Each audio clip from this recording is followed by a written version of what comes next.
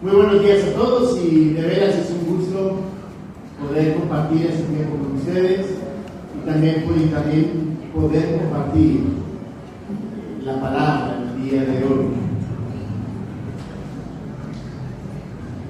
Esta semana, estudiando la carta a los Colosenses, vamos a ver la carta a los Colosenses cómo Pablo nos anima a confiar en el Señor. Y vamos a ver cómo Pablo está presentando al Señor. Y es un tema importante, el tema de cómo nos presenta al Señor. Porque muchas veces lo que pasa es que tenemos ideas que no son muy acertadas acerca de quién es Jesús.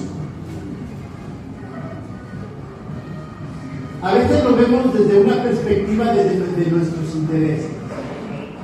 Lo vemos como alguien que es el que me va a suplir, alguien como el que me va a ayudar en caso de los estudiantes, es el que me ayuda en los exámenes, pero lo dejamos allá. Es el que en los momentos de dificultad, quizá cuando me siento solo, sola, quizá en un momento donde tengo problemas, es alguien a quien puedo acudir. Y vemos a Jesús solamente de esa manera, no como nuestra solución a problemas, aquel que nos ayuda. Pero Jesús es alguien más que eso. Cuando Pablo escribe la carta a los Colosenses, una iglesia que él no había visitado, él había escuchado que esa iglesia estaba buscando, por decirlo de alguna manera, acercamientos nuevos al Señor, ¿no?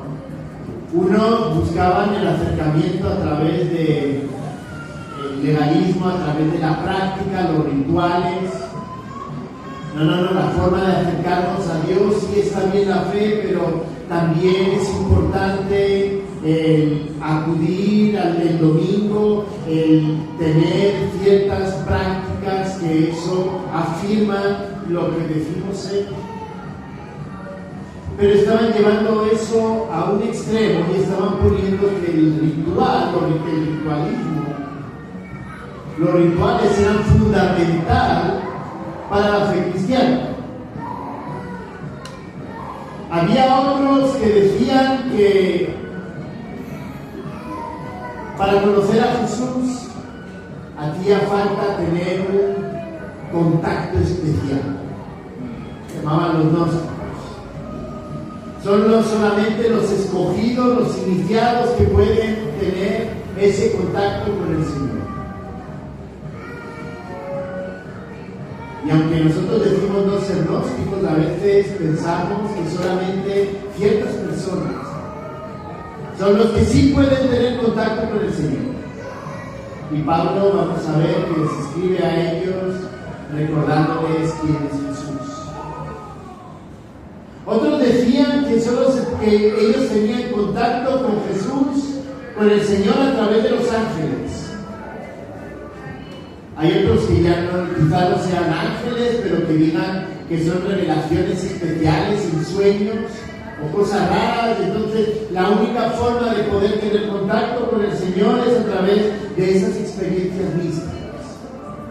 Y el misticismo hoy día está de moda.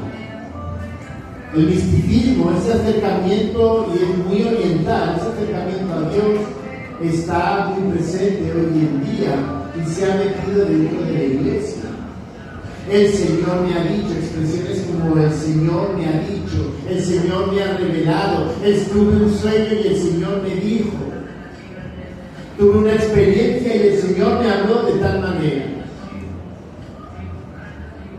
Tristemente, esa tampoco es la forma de conocer al Señor. Y en el día de hoy sí me gustaría presentarles quién es el Señor. Presentarles quién es el Señor y también presentarles que el Señor es alguien con el que podemos disfrutar de esa comunión, de esa relación personal, en cualquier momento, bajo cualquier circunstancia, seamos quienes seamos.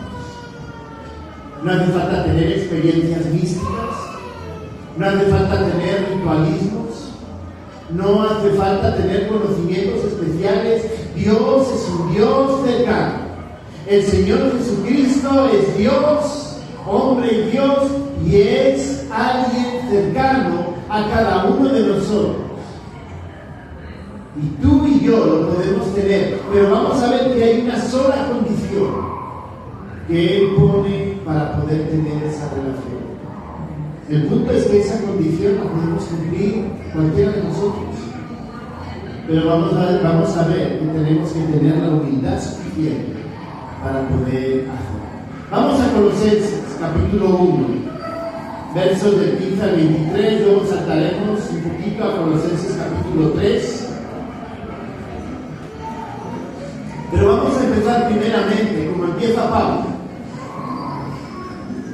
Pablo identifica el problema y entonces ¿qué hace? Lo primero que hace es presentar quién es el Señor. Y él lo describe de esta manera. Vamos a leer Colosenses capítulo 1, versos del 15 al 23. Él es la imagen del Dios invisible, el primogénito de toda creación.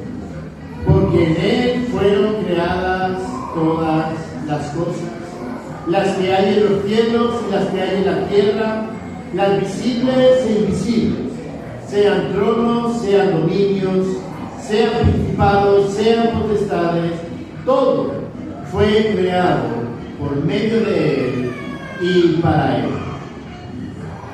Y Él es antes de todas las cosas, y todas las cosas en Él subsisten.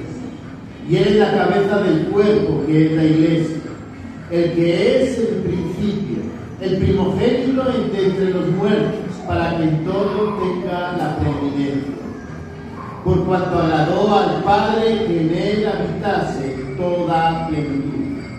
Y por medio de Él reconciliar consigo todas las cosas, así las que están en la tierra como las que están en los cielos, haciendo la paz mediante la sangre de su cruz. Y a vosotros también, que erais en otro tiempo extraños y enemigos en vuestra mente, haciendo malas obras, ahora os ha reconciliado en su cuerpo de carne, por medio de la muerte, para presentaros santos sin mancha e irreprensibles delante de Él. Si en verdad permanecéis fundados y firmes en la fe, y sin moveros de la esperanza del Evangelio que habéis oído, el cual se predica en toda la creación que está debajo del cielo, del cual yo, Pablo, fui hecho ministro.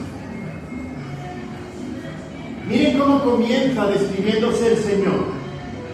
Y es la primera parte de esta sección que vamos a ver. Hay dos partes. En la primera parte nos enseña quién es Jesús. El capítulo 2, del 8 al final, no lo vamos a leer, pero está hablando de esos que pensaban que ellos podían tener ese conocimiento de Jesús de una forma muy mística, de una forma especial, de una forma particular.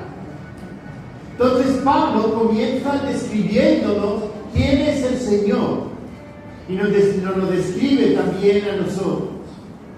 Nos lo describe para que comprendamos quién es y luego para que podamos entender la obra que Él hizo en la cruz.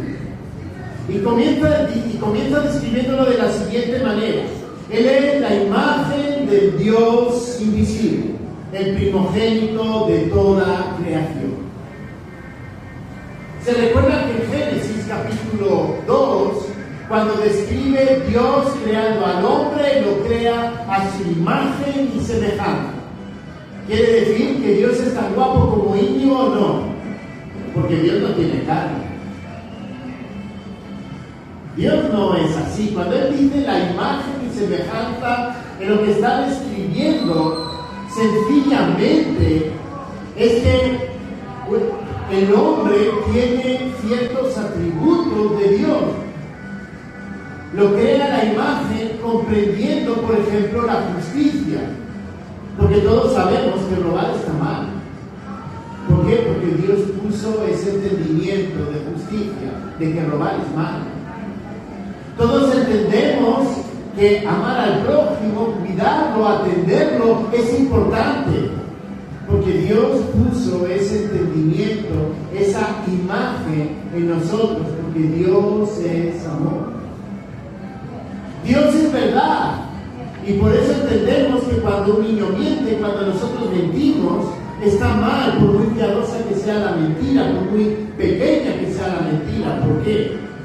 Porque nosotros fuimos creados a imagen de Dios y Dios puso ese concepto de verdad en nosotros.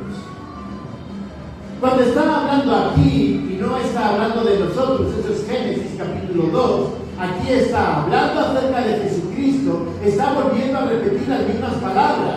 Él es la imagen del Dios invisible. Es decir, cuando nosotros leemos acerca de quién es Jesús, vemos quién es Jesús, entendemos el carácter de Dios. ¿Quieren leer acerca de Jesús? Lean los evangelios. Lean la justicia que él tenía, por ejemplo, en Juan 8, con una mujer que adulteró. Tuvo misericordia. ¿Dónde están los demás? Querían tirarle piedra. Y la mujer le dice, se marcharon. Jesús, ¿qué le dice? Vete, ni yo te condeno, vete. Pero también Dios es justo y no vuelvas a pecar. Así que Jesús está mostrando la misericordia de Dios a esta mujer, pero también está mostrando la justicia del pecado. Lo que has hecho está mal, no lo vuelvas a hacer, no vuelvas a pecar. Dios tiene misericordia de ti, yo tengo misericordia de ti. Cuando está con Nicodemo, en Juan capítulo 3, hablando acerca de la necesidad de nacer de nuevo, Dios tiene compasión de Nicodemo. Nicodemo era un sabio, vamos a decir, alguien con título de doctorado en teología, pongámoslo a fecha de hoy, doctorado en teología, o postdoctoral, era postdoctoral Nicodemo. O sea, no era solo doctor, era post. Era más que eso, era de lo mejorcito, de los que mejor sabían, conocían el Antiguo Testamento. Y Jesús le estaba explicando las cosas y Nicodemo ni se enteraba, no entendía nada. Jesús tiene también compasión de él. ¿Por qué? Porque él es la imagen de Dios invisible. Dios es un Dios compasivo. Un Dios que quiere que le entendamos, un Dios que quiere que le comprendamos, un Dios que se ha revelado para que le entendamos. Y no solamente le dice, tiene esa compasión, esa misericordia, sino que también le cuenta acerca del amor que Dios tiene por la humanidad. Porque de tal manera amó Dios al mundo que ha dado a su Hijo unigénito, para que todo aquel que le crea no se pierda, de la vida eterna. Miren lo que significa ser la imagen del Dios invisible. Jesús, a través de lo que él hacía, de lo que él decía, de lo que él era, mostraba quién era Dios. Un Dios misericordioso, amoroso, justo, revelador, quiere que tú y yo lo conozcamos. Por eso le hizo hombre. Juan capítulo 1, dice el verso 14, y aquel verbo fue hecho carne y habitó entre nosotros y vimos su gloria, gloria como la del unigénito del Padre, lleno de gracia y de verdad. Y aquel verbo, Jesucristo, fue hecho carne, el Hijo de Dios, fue hecho carne, ¿para qué? Para que tú y yo pudiéramos conocer quién era Dios. Y no solamente se hizo carne, dice, y habitó en medio de nosotros. La palabra es tabernaculizó. Dios se hizo hombre para que tú y yo le conociéramos. Dios fue el templo, Jesús fue el templo, donde a través de él Dios se reveló a nosotros. Y Pablo insiste en esa idea. Él es la imagen del Dios invisible, el primogénito de toda creación. Mucho cuidado con entender primogénito como el primer hijo. No hace referencia, la palabra en sí no hace referencia, sino lo que está expresando es la superioridad de Jesucristo sobre la creación. Él es la imagen de Dios, el superior, el ser que está por encima de toda la creación. Y entonces habla de ese Jesús creado, porque en Él, en Jesucristo, fueron creadas todas las cosas, las que hay en los cielos, las que hay en la tierra, visibles e invisibles, sean tronos, dominios, principados, potestades, todo fue creado por Él, por medio de Él y para Él. Así que Jesús no solamente es Dios revelado a nosotros para que tú y yo le pudiéramos conocer, sino que Jesús también es el creador. Todo lo que vemos, la tierra, lo que todo ello contiene, el universo, todo lo que ello contiene, fue creado por Dios. Génesis capítulo 1. Y dijo Dios, lo dice 6 veces, 7 con la del hombre. Y dijo Dios, y fue hecho. Y era bueno. Todo fue creado por Dios. Alguno podría decir, bueno, pero esta casa la hizo el hombre, sí, pero Dios te creó a ti, a crearte imagen también, nos hizo inteligentes. Nos dio habilidades de ingeniería, nos dio habilidades de físicas, de estudiar, conocer la matemática, para poder comprender cómo funciona la Tierra, cómo funciona el universo, para poder entender lo perfecto, de la perfecta manera que Dios creó todo eso. También nos dio la creatividad a cada uno de nosotros, porque Él lo creó todo. Todo lo que tú haces, todo lo que yo hago, todo lo que podemos pensar, en lo que podemos reflexionar, es un regalo de este Dios a través de Jesucristo. Y Él es el creador, dice, porque en Él fueron creadas todas las cosas. Todo fue creado por medio de Él y para Él.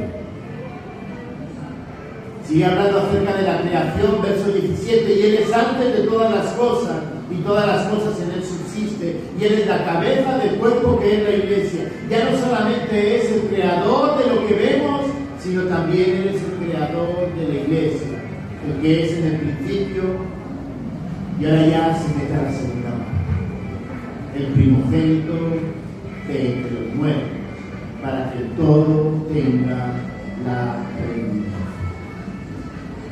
No solamente Jesús es Dios, no solamente Jesús vino para revelar quién es Dios a cada uno de nosotros, para que pudiéramos conocer que Él era el creador, que Él estaba por encima de todo, sino que en segundo lugar, Jesucristo es el único que se preocupó por ti y por mí. Estaba hablando a la iglesia en Colosas, es decir, estaba hablando a creyentes. Y hablando a creyentes dice, Él es la cabeza. Recordemos, ellos pensaban que para ser un buen creyente había que tener revelaciones especiales, ángeles diciéndote las cosas, sueños donde te hablaban. Que a través de los rituales era lo mejorcito, así era como Dios se mostraba, Jesucristo se mostraba. Y los mejores de la iglesia eran los que tenían esas experiencias. Pero nos deja algo claro acerca de Jesucristo. Jesucristo Cristo es la cabeza de la iglesia. Y la iglesia, como vamos a ver ahora, son todas aquellas personas que han creído en la obra de la cruz. Y la obra de la cruz, vamos a ver que es muerte y resurrección. Por eso dice, por eso afirma, ¿no? Él es el que es el principio, el primogénito de entre los muertos, para que en todo tenga la preeminencia, por cuanto agradó al Padre, que en él habitase toda plenitud. Versos 18 y 19. Alguno podría pensar, oiga, en el Antiguo Testamento tenemos historias donde hay resurrecciones. Sí, acordémonos de Elías. Había hambre, había sed, Dios le manda con una viuda que tenía un hijo, el hijo muere, Elías intercede por el hijo, resucita. Bueno, pero entonces no es el primero en resucitar. Oiga, y en Juan, cuando habla acerca de Lázaro, Jesús llora por la muerte de Lázaro, se acerca a la tumba y le grita: Lázaro, sal. Oiga, nadie se acercaba a la tumba porque ya olía a pestes, ya había muerto hace 3 días, ya estaba en descomposición el cuerpo, y Lázaro salió. Y tenemos otra, una muchacha con Pedro, Tabita, también resucita. ¿Cómo es que está diciendo aquí que Él es el primogénito entre los muertos? Porque todas esas personas que fueron resucitadas, definitivamente, en algún momento de su vida terminaron muriendo. Sí, resucitó, Lázaro resucitó, pero les aseguro que no, bueno, les aseguro que murió, no sé cuánto tiempo después, pero que murió Lázaro, murió. Que la muchacha que resucitó Pedro también murió. Que cuando estaba con un principal de la sinagoga también se murió, también había muerto la hija, y él la resucitó, pero les aseguro que murió. Elías con la viuda, ese muchacho, ese bebé que Elías pide a Dios que lo resucite, también murió. Pero ¿saben qué? Cuando hablamos de Jesucristo, hablando del primogénito de entre los muertos, es que Él resucitó y no volvió a morir. Y para que se hagan una idea, hoy está arriba a la derecha del Padre, como dice las Escrituras. Y para que alguno no tenga malas ideas o pensamientos extraños, Jesús está a la derecha del Padre en forma corpórea, como cuerpo. Jesús es 100% Dios y 100% hombre. Así que le ascendió con cuerpo humano, un cuerpo resucitado. Y es Dios al mismo tiempo. Y Él está vivo a la derecha del Padre en estos momentos. Por eso Él es el primogénito entre los muertos. Porque Él definitivamente venció a la muerte en la cruz.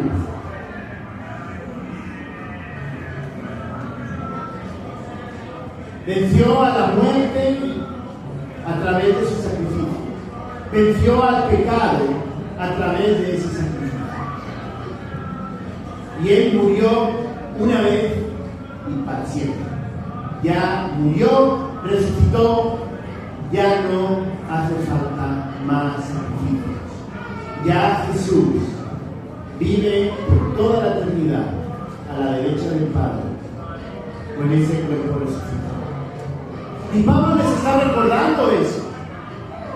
Pablo les está recordando que Jesús, uno de los temas que estaban, digamos, porque empezaba a tratar de empujar, era que Jesús solo era un espíritu, porque pensaban que el cuerpo era malo. Y entonces decían, no, Jesús era alguien espiritual. Jesús vino, el espíritu del Hijo vino, tomó a Jesús en la cruz, el espíritu se fue y solo murió la persona.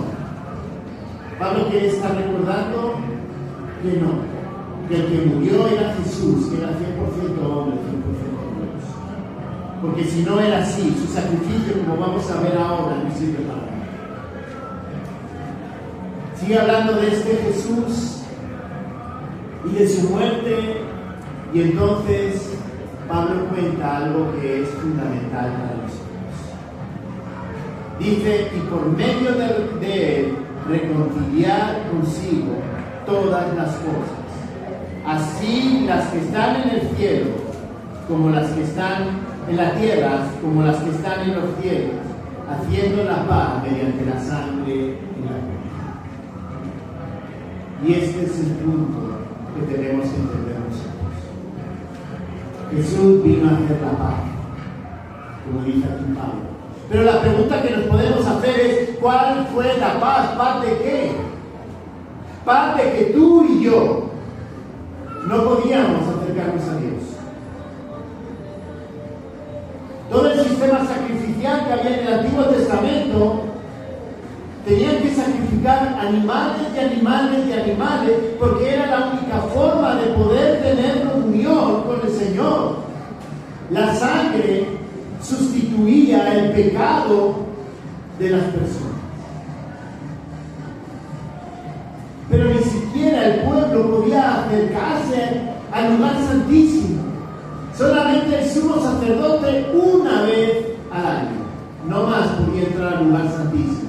Al lugar santo sí, pero al santísimo no. Una vez al año podía acercarse a Dios. Y él iba en representación del pueblo a pedir perdón por los pecados.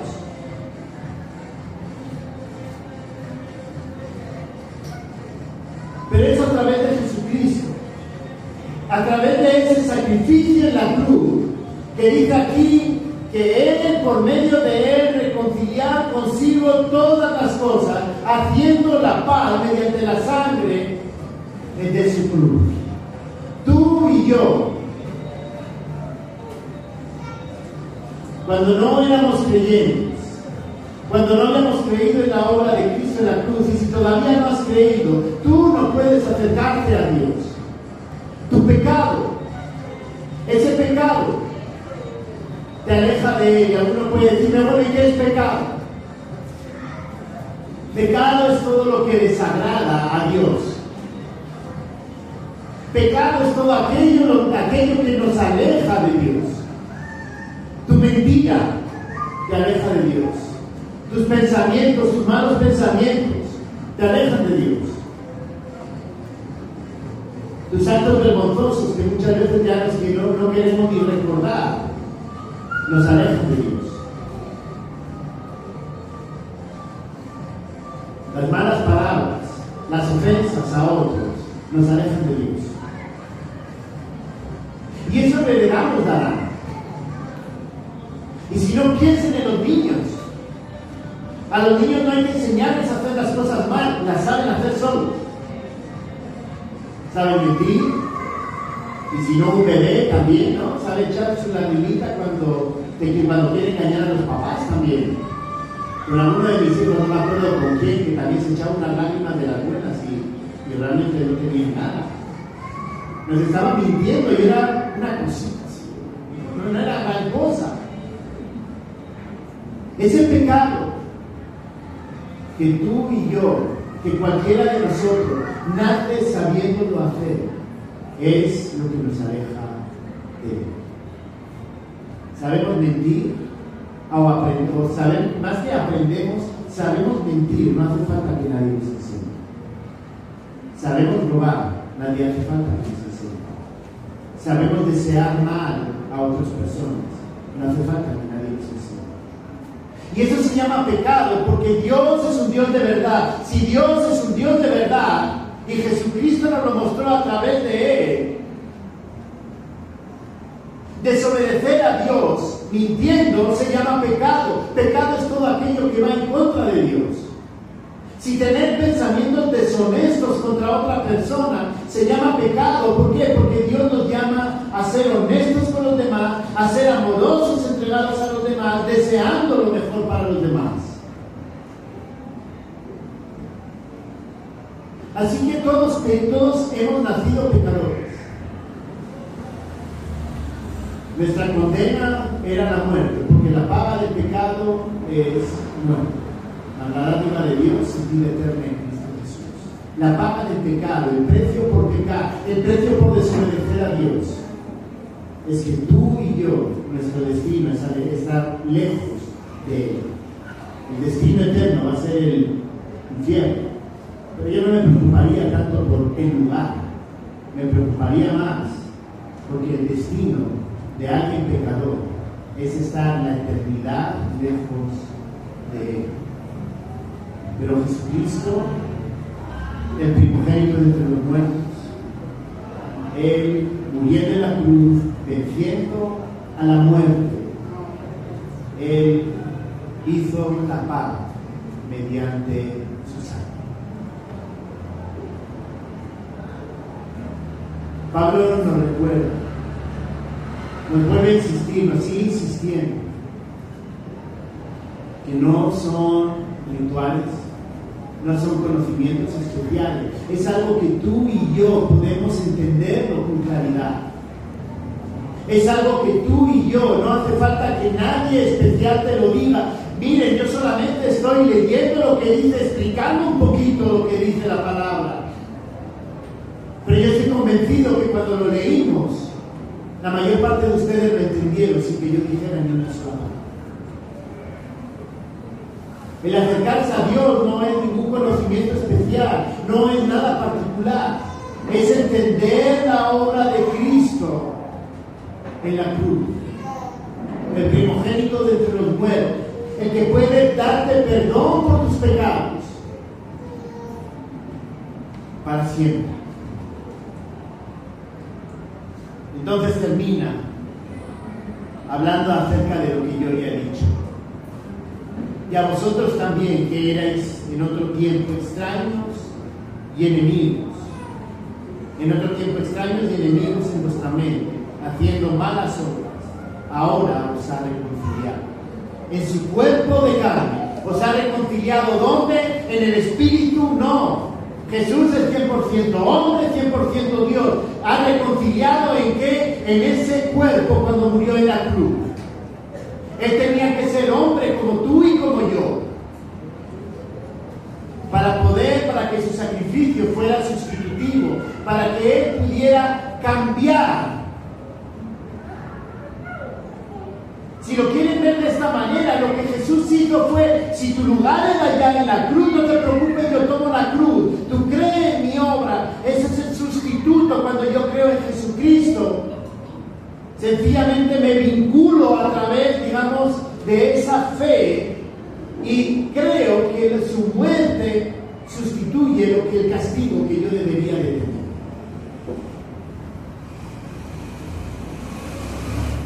Nos ha reconciliado en su cuerpo por medio de la muerte para presentarlos. Y aquí es donde viene lo más bonito. Para presentarlos santos y sin mancha e irreprensibles delante de Él. Santos no es nada, digamos, no es algo, un estatus especial. Santos quiere decir apartados para Dios. Su muerte en la cruz, su muerte sustitutiva, creer que Jesús murió por cada uno de nuestros pecados. Ese Jesús que era Dios y que era hombre, que tomó tu lugar de castigo. Y Él murió por ti y por mí. Lo hizo para que nosotros fuésemos santos, es decir, apartados para Dios y sin mancha. Oiga, pero yo soy cristiano y todavía a veces miento. Sí, pero es que frente al Señor, vamos a dejar claro, lo ideal es que no tenemos que pecar, no tenemos que mentir. Pero incluso cuando mentimos, frente al Señor, en posición, Él nos ve a través de Jesucristo y Él nos tiene como hijos adoptados. Por eso somos santos y sin mancha, no porque no pequemos, sino porque Él nos mira a través del sacrificio de Cristo. Cuando tú eres hijo. Si tú no eres hijo, para Él tú sigues siendo un pecador. Un pecador cuyo fin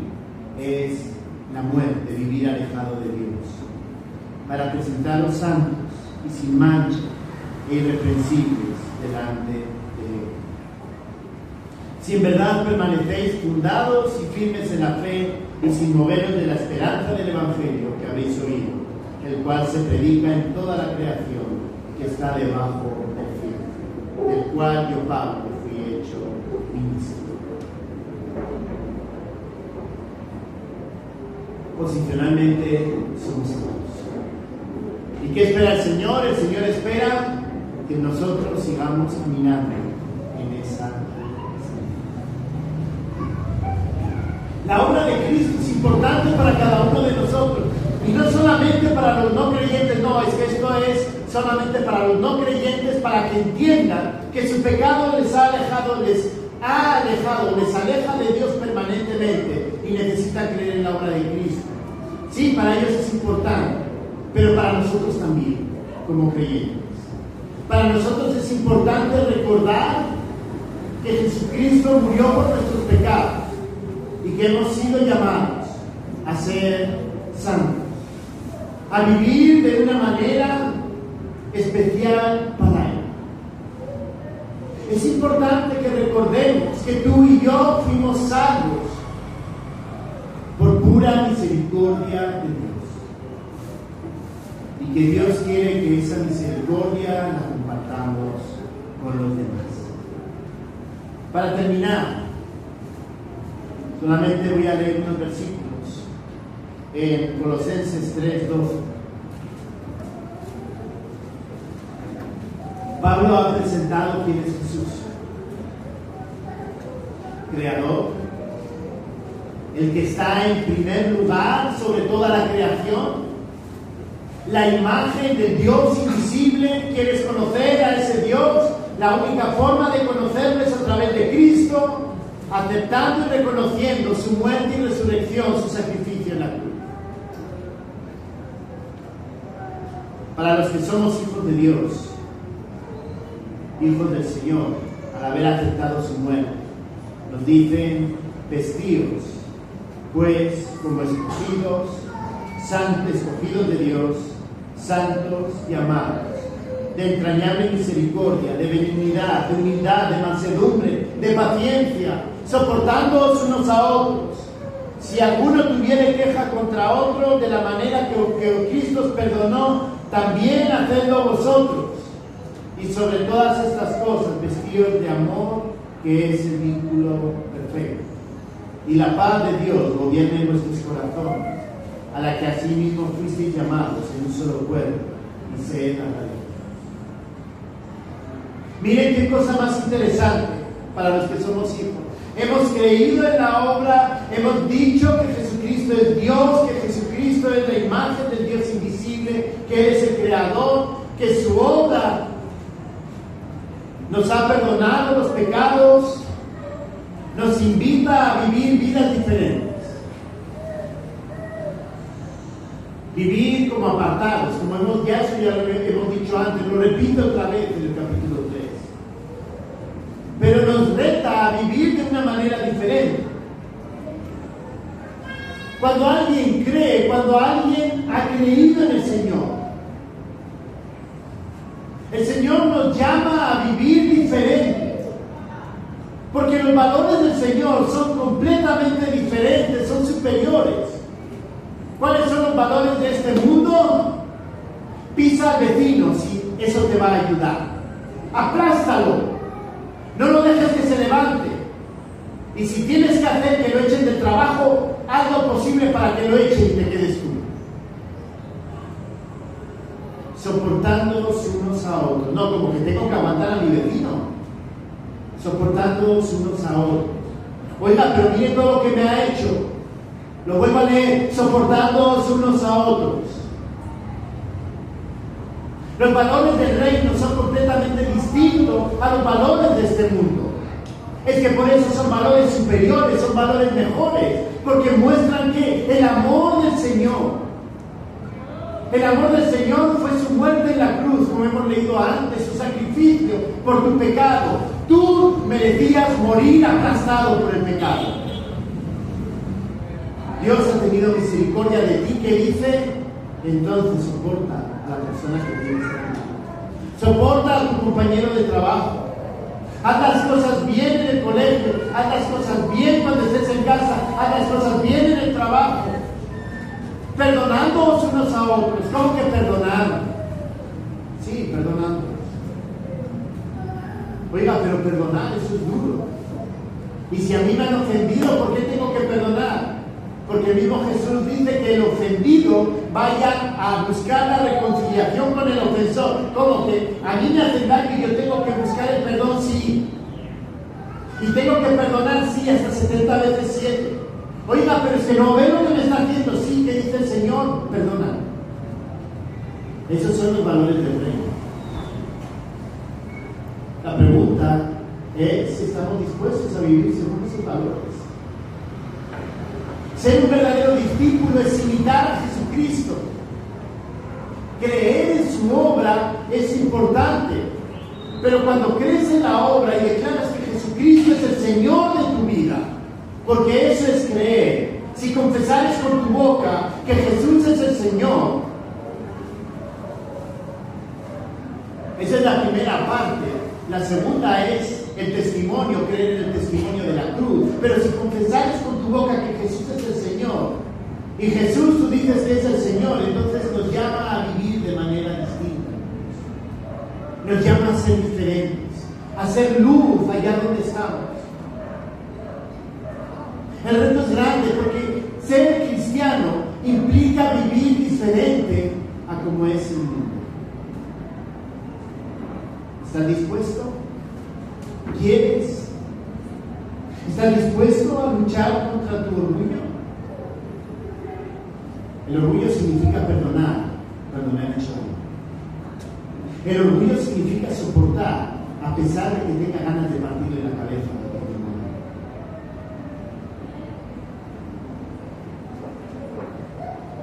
Ser cristiano implica decir la verdad, aunque eso me pueda humillar, porque Jesús es la verdad.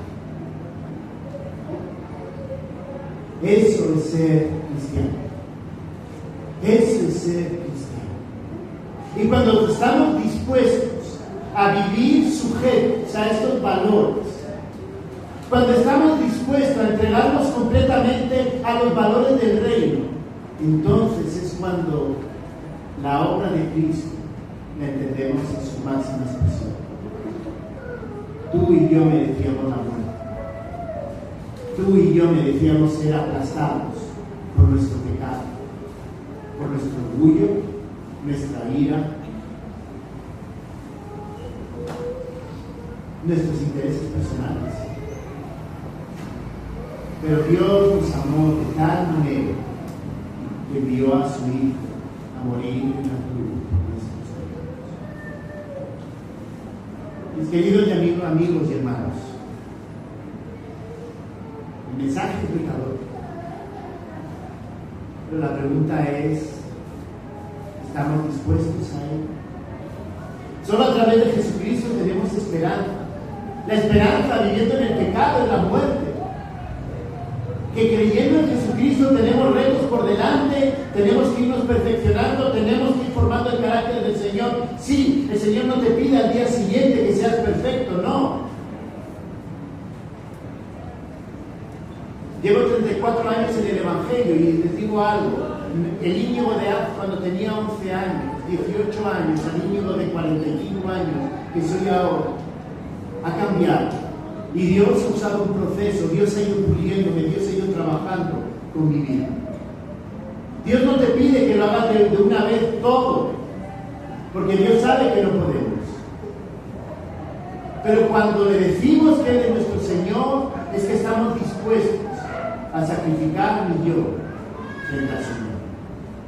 Y entonces es cuando hemos entendido la cruz, cuando hemos entendido el mensaje de Dios. Quiero terminar con el versículo 16.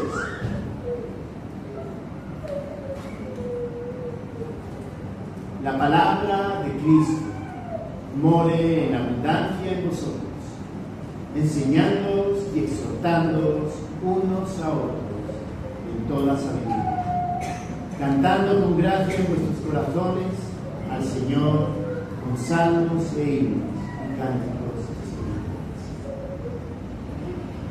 Lo que les acabo de compartir no es un mensaje secreto. Lo que les acabo de compartir no es un mensaje que un ángel me lo reveló por la noche. Lo que les acabo de compartir sencillamente es lo que está escrito aquí en la Biblia.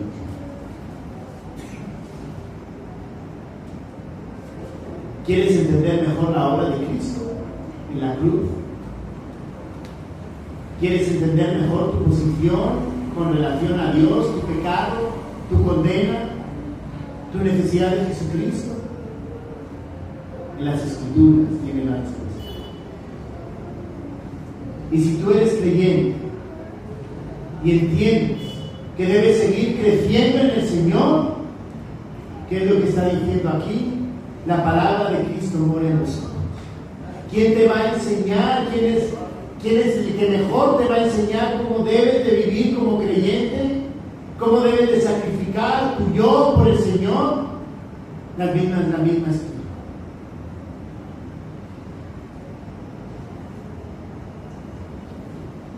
El Señor nos ilumine, nos ayude, nos dé entendimiento. Oremos para que Él pueda darnos ese entendimiento a través del Espíritu Santo cuando leamos las Escrituras. Que Él es el único que te puede perdonar tu pecado que te aleja de Dios. Pero que Él es el único también que te puede iluminar dándote entendimiento cómo debes de vivir la vida. Oremos. Gracias, bendito Señor, porque a través de tu palabra podemos conocerte más. Gracias, Señor, porque a través de la palabra tú nos presentas quién eres y tu obra en la cruz. Señor, gracias por el privilegio de ser hijos tuyos. Gracias también porque tú abres la puerta a que cualquiera que cree en ti, en tu obra en la cruz, tú le perdonas los pecados. Señor, solo tú puedes obrar en la vida de cada uno de nosotros. Al que no es creyente, al que no ha creído en ti, al que no ha creído en tu obra en la cruz, venciendo al pecado, solo tú puedes iluminarlo, dar entendimiento. Y únicamente tú puedes darles entendimiento para que se hagan. Señor, para nosotros como creyentes, danos el entendimiento para vivir vidas santas, apartadas para ti, limpias, con integridad, buscándonos parecernos a ti. Señor, que la palabra se vuelva el centro de nuestras vidas. Lo pedimos en el nombre de Cristo Jesús. Amén.